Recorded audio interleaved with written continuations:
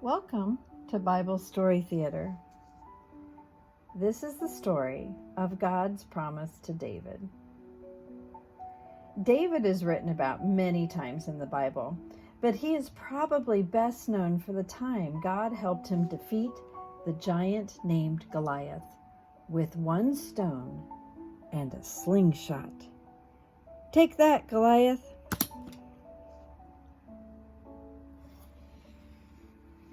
Now, this was all part of God's plan to prepare David to be the king of the Israelites one day.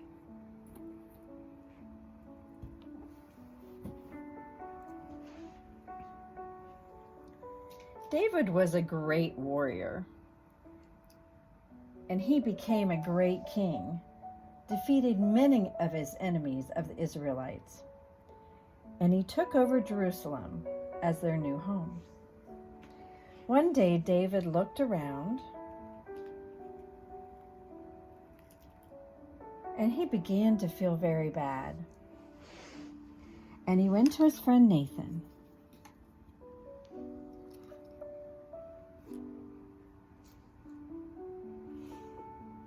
Nathan, my friend, look at all God has given us, and yet we still worship him in a tent on the outskirts of town. This is not grand enough for God. I want to build him a temple.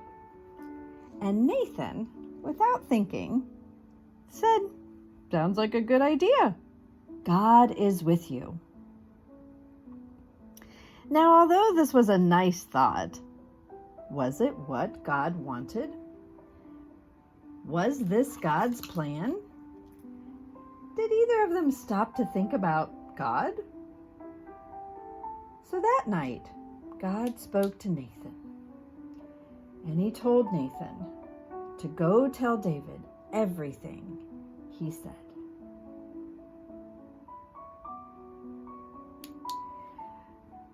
So Nathan went to his friend David,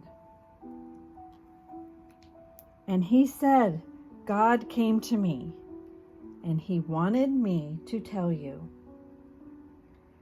During all the years that Israel traveled the wilderness, God never asked anyone to build him a house.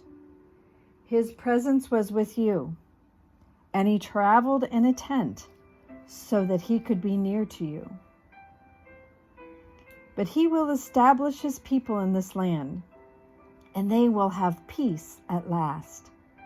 He will make you a great name, and he will bless you greatly.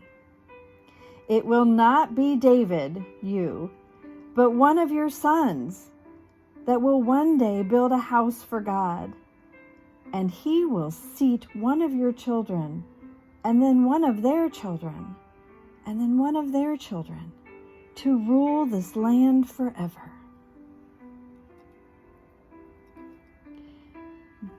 David was so pleased with what he heard. He began to thank God.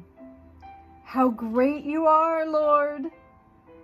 There is no one like you, and there is no God but you, as we have heard with our own ears.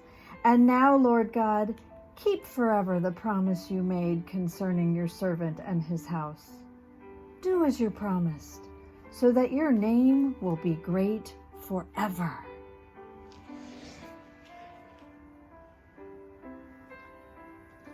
And one of David's sons, many years later, did build that temple for God.